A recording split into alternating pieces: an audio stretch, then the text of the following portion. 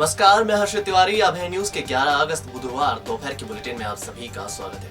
आइए चलते हैं अभी तक की ताजा खबरों की ओर। इस बुलेटिन के प्रायोजक हैं आर के निवास बाय आर के डेवलपर्स। शानदार घर खरीदें अब अपने बजट में। महाकाल मंदिर में पुरातत्ववेत्ताओं के मार्गदर्शन में हो रही खुदाई में हर दिन कुछ नया मिल रहा है। इसी कड़ी में मंदिर में 9वीं सदी का शिवलिंग मिला है। 3 हिस्सों वाले शिवलिंग में ऊपर का ज्योतिर्लिंग वाला हिस्सा खंडित है, जबकि 2 हिस्से विष्णु एवं ब्रह्मा सुरक्षित हैं। दरअसल महाकाल मंदिर में विस्तारीकरण का काम चल रहा है। इसके चलते मंदिर के अगले हिस्से में सभा मंडप निर्माण के लिए खुदाई करते समय प्राचीन मंदिर के अवशेष मिले थे। पुराविदों ने मंदिर के अवशेषों को 11वीं सदी का माना था और इसके बाद पोकलेन से खुदाई बंद करवाकर हाथ से खुदाई करवाई जा रही है। मंगलवार को बारिश होने के बाद मिट्टी हटी तो परिसर में शिवलिंग दिखाई दिया। इसकी जलाधारी में खंडित शिवलिंग है। दरअसल शिवलिंग 3 भागों में होता है। सबसे ऊपर ज्योतिर्लिंग, मध्य में विष्णु एवं सबसे नीचे ब्रह्मा स्वरूप होता है। खुदाई में मिले शिवलिंग में ऊपर का ज्योतिर्लिंग खंडित है। मंदिर में मिला शिवलिंग परमार काल के पहले का है। परमार काल 11वीं सदी से माना जाता है। मंदिर में मिला शिवलिंग 9वीं सदी का है। इस हिसाब से महाकाल मंदिर को काफी पुराना माना जा रहा है। पुरातत्व विभाग के research officer doctor Dhruvendra Singh Jodha ने बताया कि नए मिले शिवलिंग का ऊपरी हिस्सा खंडित है। ये परमार काल के पहले का है, अर्थात ये 9वीं सदी के आसपास का है। यहाँ आप कार्य देख रहे हैं, इस परिक्षेत्र में महाकाल परिसर के जो कार्य चल रहा है, ये मध्य प्रदेश शासन के अंदर पुरातत्व विभाग द्वारा किया जा रहा है, जो कि आयुक्त के निर्देशन में कार्य किया जा रहा है, जो शिवशेखर शुक्ला जी उनके। तो प्रारंभिक दल ने यहाँ पे आया तो सर्वप्रथम मंदिर को निकाला। जो आप पीछे आपके स्ट्रक्चर देखेंगे परमार काल का है, जो कि मंदिर 11वीं शताब्दी का है। और उसमें कई मंदिर के पार्ट्स, वास्तुखंड, स्थापत्य खंड जो होते हैं, जो आप पूरे इधर देख सकते हैं बिखरे, जिनमें स्तंभ आ गया, मंजरी आ गई, जाट डिकुम, सारी चीज़ें आ गई, कुछ मूर्तियाँ निकली हो। वर्तमान में ये जो आप देख रहे हैं जलहरी और जो शिवलिंग है ये निकला है, तो ये अर्ली परमार है, मतलब परमार की प्रारंभिक जो स्टेज होती है उस समय का है। तो ये 9वीं से 10वीं शताब्दी का शिवलिंग है। और शिवलिंग का ऊपर का भाग खंडित है, जिसको आप दर्शन करते हैं, जिसको ज्योतिर्लिंग कहते हैं। और नीचे वाला भाग जो है ब्रह्म भाग होता है, मध्य का विष्णु होता है और ऊपर का शिव होता है। तो 2 भाग इसमें सुरक्षित हैं, ऊपर का भाग खंडित है इसमें। और बड़नगर रुनिजा मार्ग पर जस्सा खेड़ी के पास एक तेज रफ्तार टैंकर ने बाइक सवार 3 युवकों को टक्कर मार दी। हादसे में 2 युवकों की मौत हो गई, जबकि एक बुरी तरह घायल है। युवकों में से एक ने जहर खा लिया था। उसके साथ ही उसे बाइक से लेकर बड़नगर अस्पताल आ रहे थे। पुलिस ने बताया कि तीनों युवक सुंदराबाद के रहने वाले थे। इनमें से एक ने जहर खा लिया था। उसे बाइक पर बैठाकर 2 युवक बड़नगर आ रहे थे। टैंकर क्रमांक RJ27 GC 5559 पेट्रोल खाली कर लौट रहा था। इसी दौरान तेज रफ्तार के कारण बाइक सवार युवक इसके पिछले पहिए की चपेट में आ गए। हादसे में 2 युवकों की मौके पर मौत हो गई, जबकि एक घायल को उज्जैन रेफर किया गया है। महाकाल क्षेत्र में विराजित 84 महादेव में से 4 महादेव मंदिर की निःशुल्क यात्रा कराई जाएगी। ये यात्रा महादेव दर्शन यात्रा भक्त मंडल द्वारा कराई जाएगी। मंडल संयोजक अरुण वर्मा ने बताया कि मंडल 84 महादेव की यात्रा हर साल बस से निःशुल्क कराता है। इस बार भी सावन महीने में ये यात्रा कराई जा रही है। कार्यक्रम मुताबिक 16 से 20 अगस्त के बीच 50 यात्रियों को यात्रा पर ले जाया जाएगा। इसके तहत पिंगलेश्वर के द्वारपालेश्वर महादेव, करोहन के काया वरुणेश्वर महादेव, अम्बोदिया के बिल्वेश्वर महादेव और जेथल के दुर्दरेश्वर महादेव मंदिर के दर्शन कराए जाएंगे। यात्रा के लिए रजिस्ट्रेशन कराना जरूरी है। इसके लिए अरुण वर्मा 9826233381, गोविंद खंडेलवाल 9425093027, वीरभद्र शर्मा 6262633381 और यश शर्मा 8109484686 से संपर्क किया जा सकता है। वरिष्ठ नागरिक परिसंघ की शहर इकाई ने सीएम के नाम का ज्ञापन सहायक भू अभिलेख अधीक्षक उद्धव बैरागी को सौंपा। इसमें पेंशनर्स को 16% महंगाई भत्ते के साथ 27 महीने का एरियर देने की मांग भी की गई। अध्यक्ष कैलाश चंद्र पाठक, सचिव दिनेश जोशी, कोषाध्यक्ष शमशेर सिंह ने सौंपे ज्ञापन में 11 सूत्रीय मांगे रखी हैं। कोरोना की तीसरी लहर की आशंका के बीच प्रदेश के गृह विभाग ने नाइट कर्फ्यू की अवधि 20 अगस्त तक बढ़ा दी है। पहले ये अवधि 10 अगस्त तक थी। गृह विभाग के आदेश के मुताबिक अब पूरे प्रदेश में शहरी क्षेत्रों में रात 11 से सुबह 6 बजे तक नाइट कर्फ्यू प्रभावशील रहेगा। हालांकि ग्रामीण क्षेत्र में नाइट कर्फ्यू नहीं रहेगा। गौरतलब है कि पड़ोसी राज्य महाराष्ट्र में कोविड केस एक बार फिर बढ़ने लगे हैं। मध्य प्रदेश से एकदम सटा प्रदेश होने से इसका प्रभाव पड़ने की आशंका के चलते ही एहतियात बरती जा रही है। इस बार नागपंचमी पर नागचंद्रेश्वर मंदिर में केवल ऑनलाइन दर्शन होंगे। महाकाल मंदिर में भी सामान्य दर्शन पूरी तरह बंद रहेंगे। केवल प्री बुकिंग से ही दर्शन कराए जाएंगे। दरअसल साल में एक बार महाकालेश्वर मंदिर की दूसरी मंजिल पर स्थित भगवान नागचंद्रेश्वर के पट खोले जाते हैं, दर्शन के लिए बड़ी संख्या में काफी लोग आते हैं, लेकिन कोविड के कारण इस बार किसी भी व्यक्ति को दर्शन नहीं होंगे। यह लगातार दूसरा साल होगा जब नागचंद्रेश्वर मंदिर श्रद्धालुओं के लिए बंद रखा जाएगा। इसी तरह महाकाल मंदिर में भी नागपंचमी पर केवल प्री बुकिंग से ही दर्शन होंगे। गौरतलब है कि सावन महीने में महाकाल मंदिर में बड़ी संख्या में श्रद्धालु आ रहे हैं। इसके चलते मंदिर क्षेत्र में भारी भीड़ हो रही है। पड़ोसी प्रदेशों में कोविड मरीज मिलने से प्रशासन अब एहतियात बरत रहा है। इस कारण सीमित संख्या में मंदिर में श्रद्धालुओं को प्रवेश देने की तैयारी कर रहा है। कोविड काल में बिजली के बिल अचानक बढ़कर आने लगे हैं। इसमें आम उपभोक्ता बेहद परेशान हैं।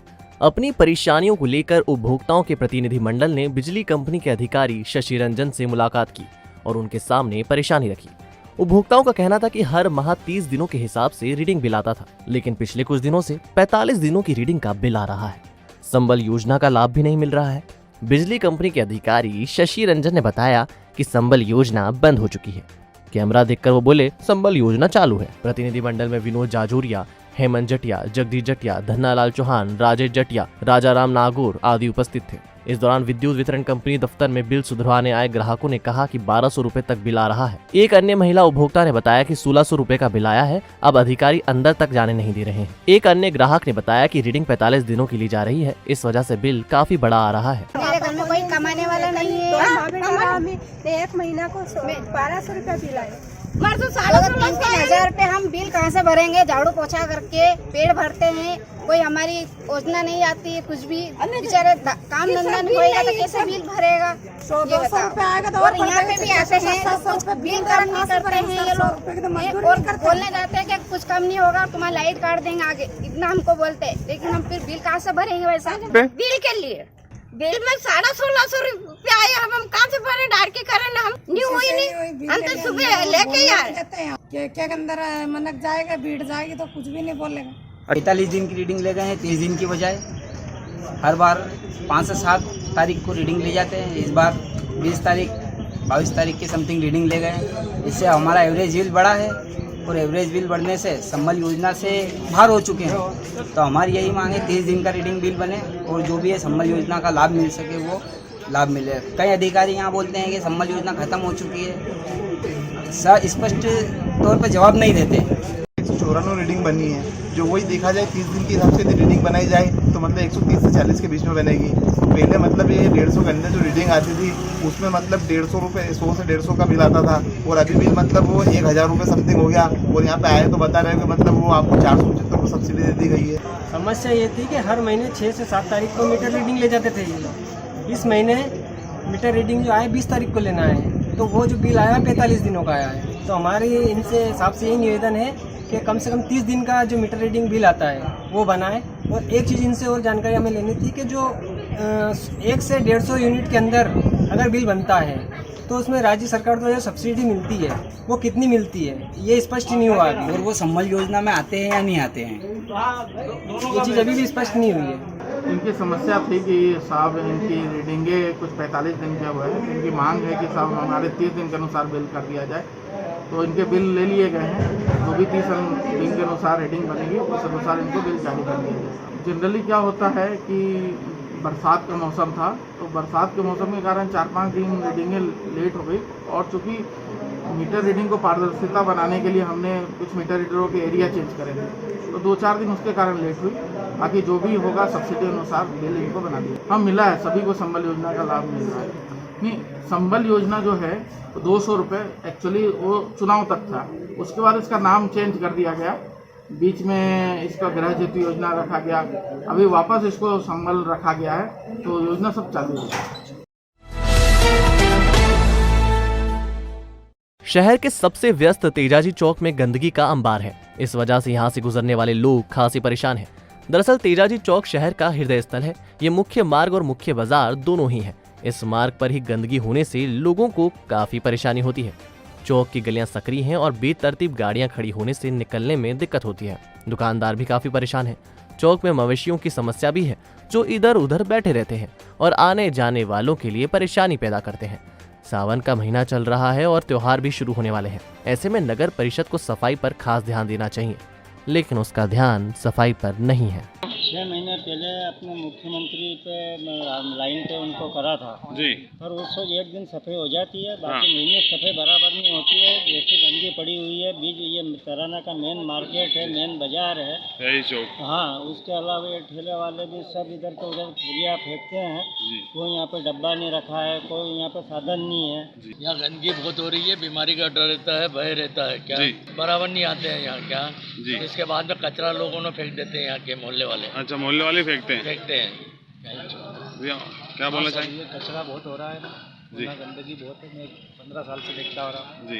कचरा बहुत रहता है। कोरोना का बीमारी बिल्कुल गंदी वाला रहता है। कर जाते हैं, बाकी क्या कब कर जाता है, सुबह जल्दी कर जाते हैं। 4 व्हीलर बहुत लगती है, 4 व्हीलर भी लगती रहती है गाड़ी। हाँ, बस ये नहीं लग जाता गंदी वाड़ा करते हैं।